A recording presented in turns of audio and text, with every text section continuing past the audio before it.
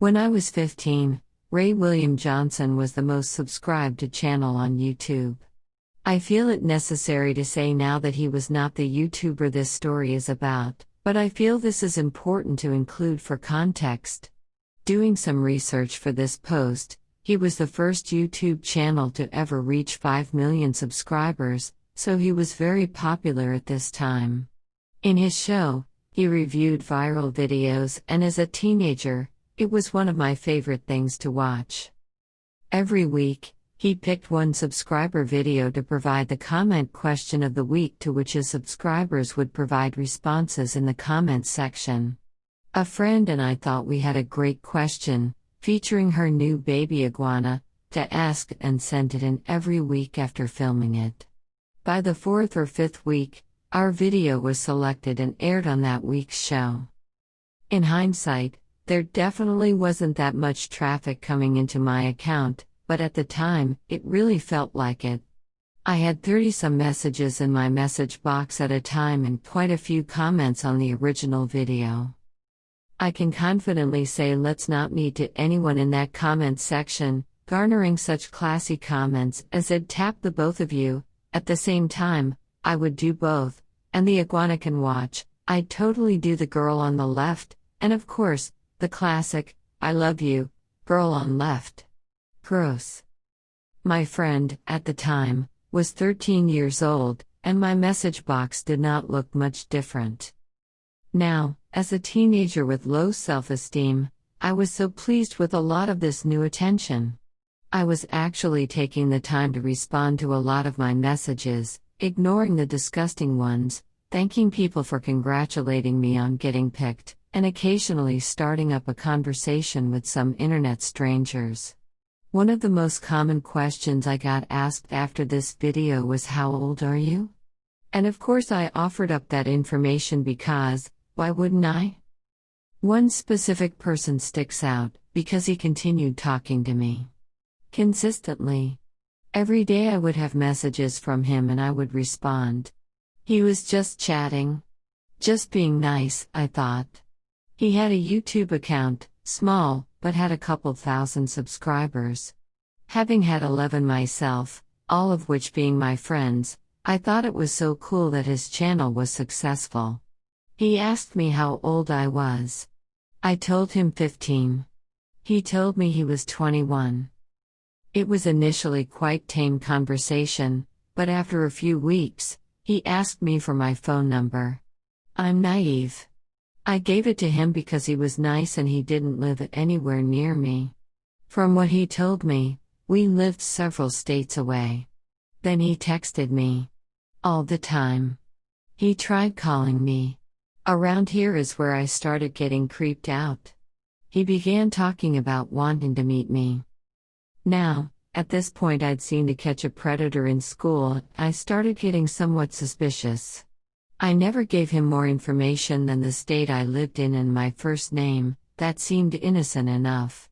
But he started getting flirty, and creepy, and generally uncomfortable to talk to.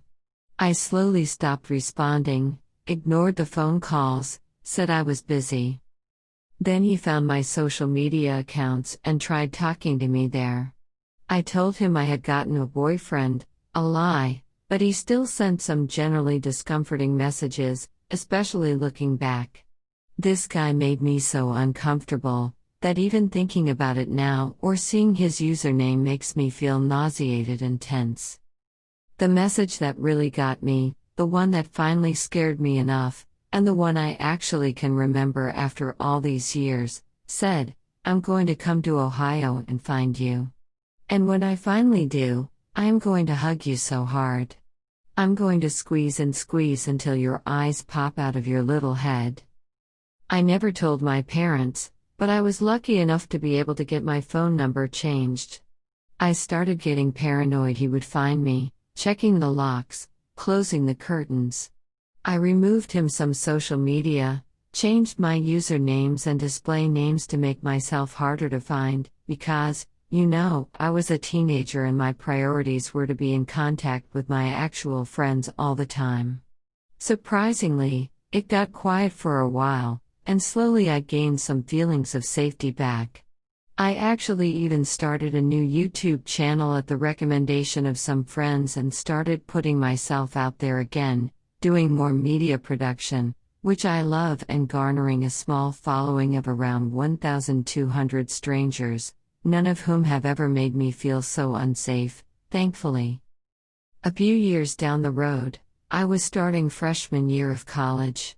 I had just turned 18, and wouldn't you know, he found me again.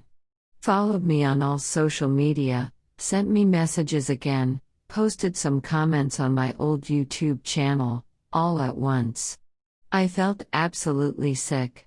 I remembered all the creepy messages and unsettling feelings and just generally breathlessness I had when he started telling me he would find me and he was coming for me. I had a brief panic attack before swiftly blocking him on everything. My profile pictures were me at my new college, wearing the gear and everything. I would have been significantly easier to find now, and I knew that. I hardly made any friends that first year of college. I didn't leave my room much after that happened. I never went to parties. I scarcely made any friends. Every so often I remember the experience and get sick. This is one of those times. I've since graduated. I've moved far away with my boyfriend. I still check my locks and curtains aggressively every night. Sometimes 3 and 4 times, even if I'm sure I've done it. What I'll never understand is how a grown man at 21 would be so interested in a 15-year-old girl, and especially still be interested after several years. Maybe he waited until I was legal? I don't know. The entire memory disgusts me.